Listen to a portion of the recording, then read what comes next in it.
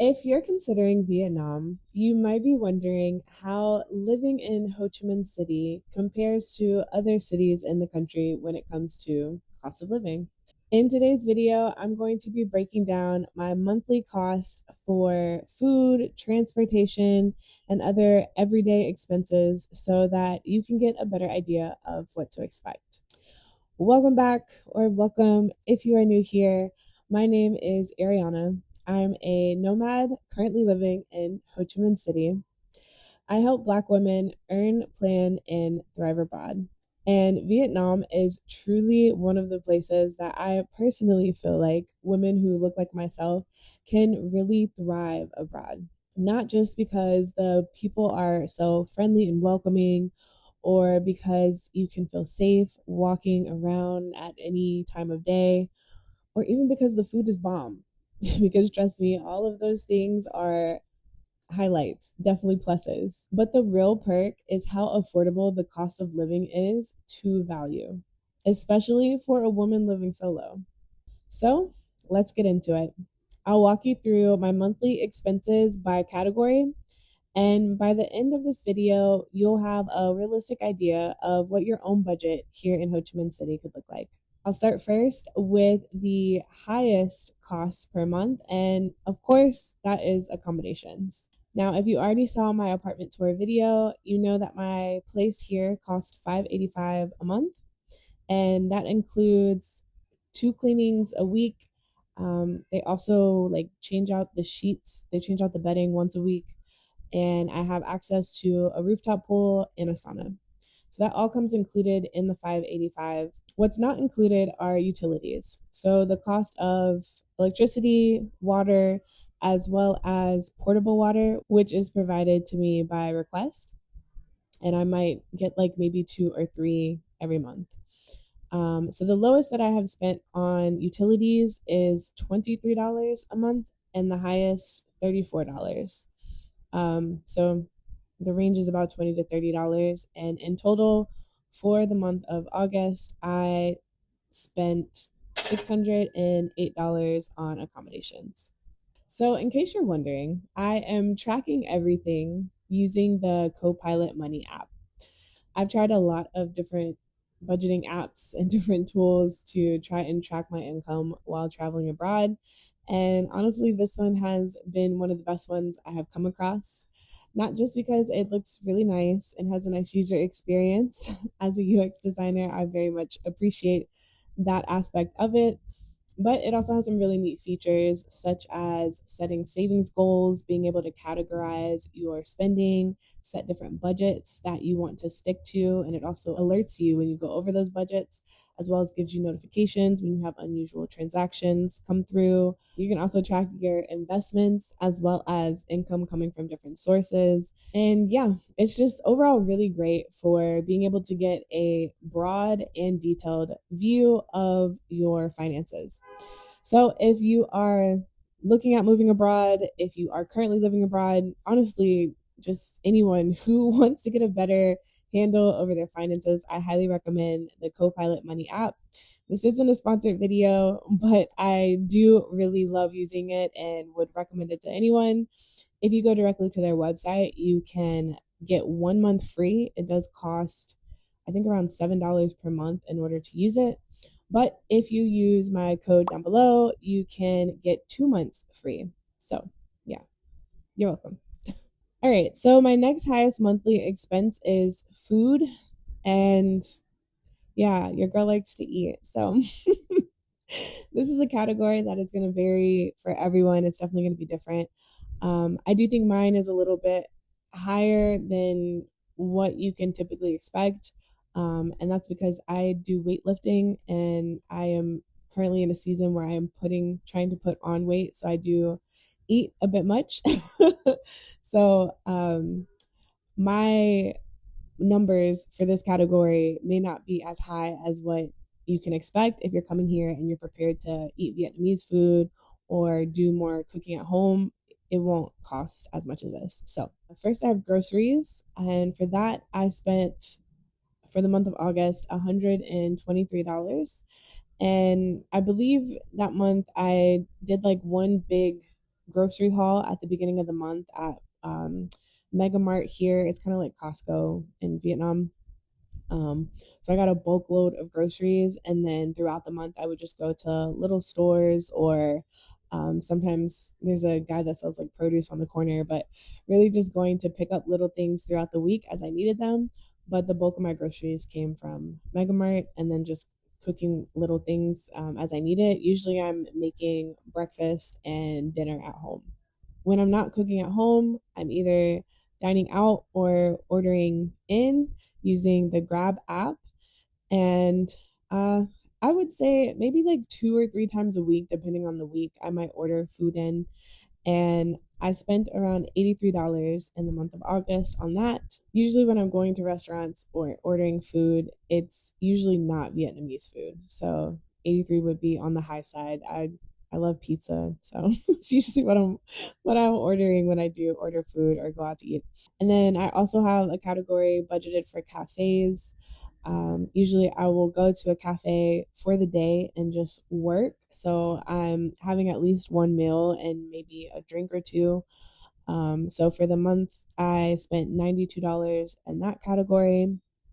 And then I also have started using a meal prep service specifically because they make meals with a certain amount of protein as well as fiber.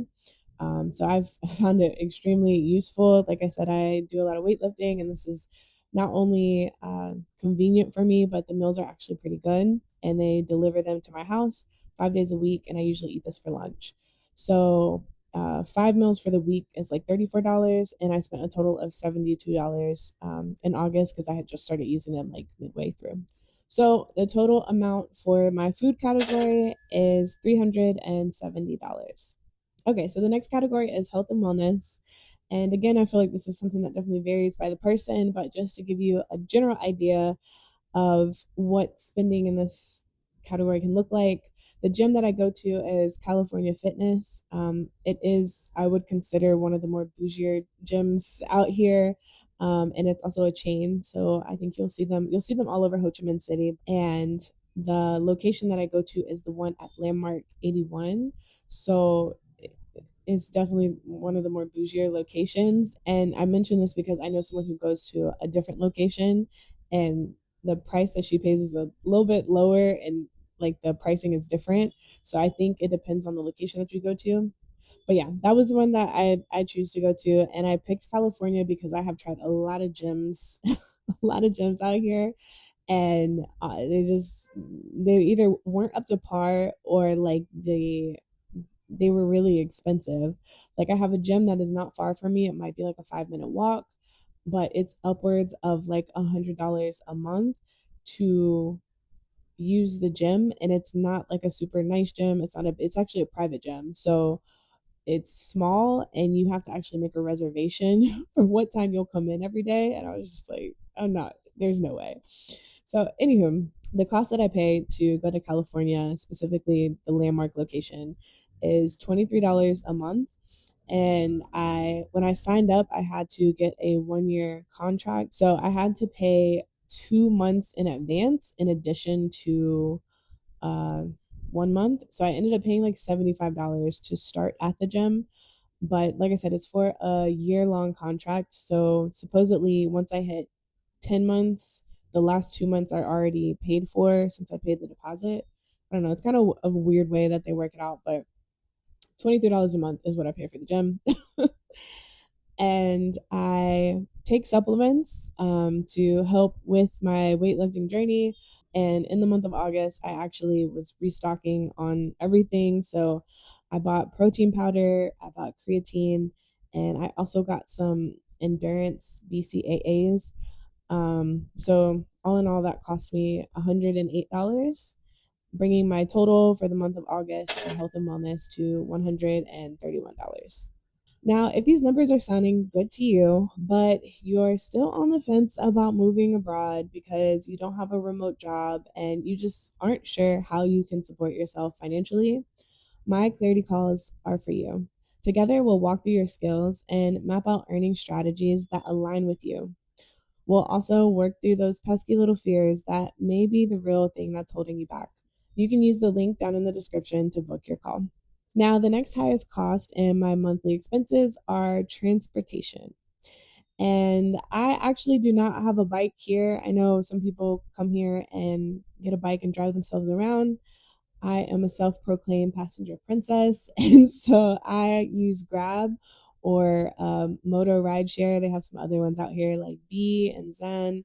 I use those to get around everywhere because I don't want to drive. In total for the month, I spent $89 on moto rides. And in a typical week, I'm usually using the motos to get to my gym. It's not within walking distance, it's about a 10 or 15-minute ride from where I live. So rides to the gym and back. And then occasional rides when I go to cafes to work. Sometimes I am able to walk to cafes that are near me, but other times I'll go to like D1 or other districts and go to cafes. So that might be another like 10 to 20-minute ride, depending on how far away they are. And then, of course, coming back. And then aside from that, unless I'm going to like meet up with friends, usually my only other time out where I would need a moto is when I go to church on Sundays. My church is in D7, so that's about a 30 to 40-minute ride depending on traffic. So on average, the rides cost around a dollar 50. If it's raining, maybe pushing $2. Um, and I would say cars, if you aren't comfortable taking a moto, I usually see cars around like 4 to 5.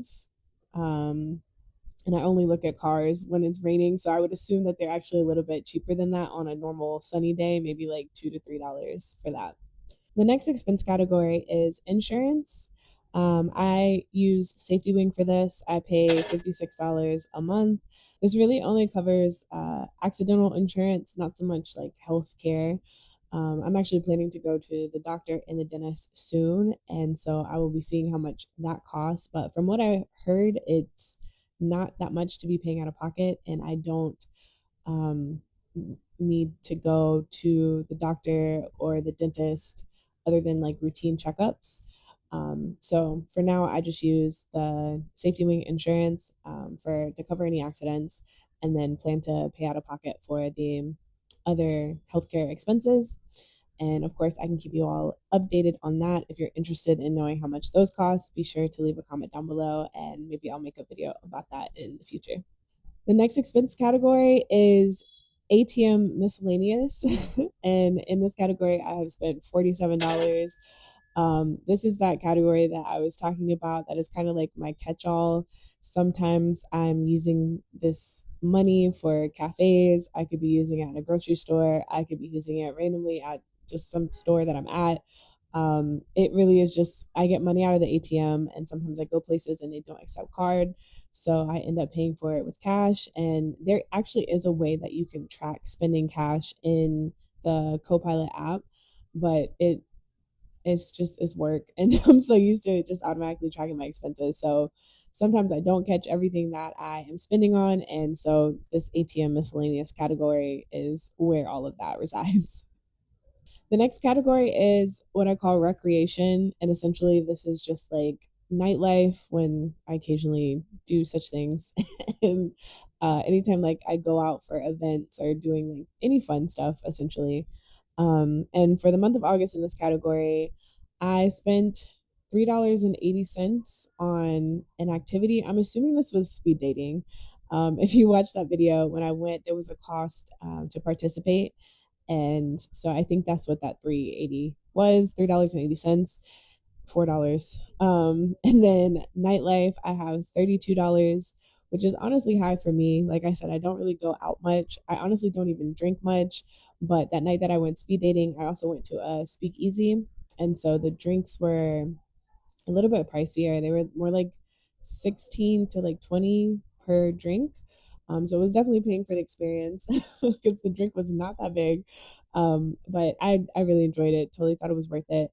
There may have been another night that I went out that month, but for the total month of August, I spent $36 on recreational fun. The next category is personal care, and for this, I spent a total of $16. I believe I got a mani and pedi. Um, with the $16, if I remember correctly. I don't get my nails done often. I like to just, have my natural nails.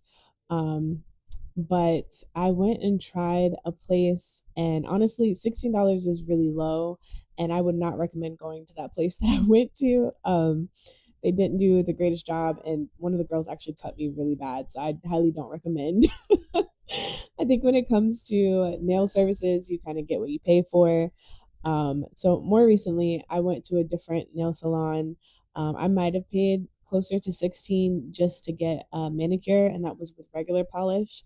But the service was excellent, the quality top notch. I would definitely go again. And since going there, like my nails have grown, they've been great, loved it, highly would recommend. So if you're a girly coming here and you're curious about how much it costs to get your nails done, I would say budget anywhere between like $20 to $30. Obviously, depending on the services that you get, but I think around $30 would be a good estimate for a manicure and pedicure, a good manicure and pedicure. And the last category expense that I have is pharmacy. Um, I don't fully remember what this was, but it was $6. It was something very small.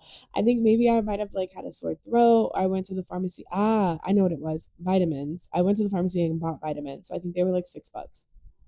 So yeah, not a super big expense, but it's worth noting. If you come here and you want to buy vitamins, you know what the price range is for that. So all in all, for the month of August, my grand total came to $1,360. So, what do you all think about this number? Is it higher or lower than what you expected? Let me know your thoughts down in the comments below. And if you're serious about moving abroad and want help figuring out your income plan, be sure to check out the description. You'll also see there that there is a link to the Melanated Nomad Network. This is a community of active and aspiring nomads of color who are out here supporting one another in the journey. You are more than welcome to come and join us if that's your vibe. As always, thanks so much for watching, and be sure to share this video with anyone who is thinking about making the move to Vietnam. Also, be sure to check this video out here because YouTube really seems to think you'll love it. I'll catch you guys in the next one. Ciao.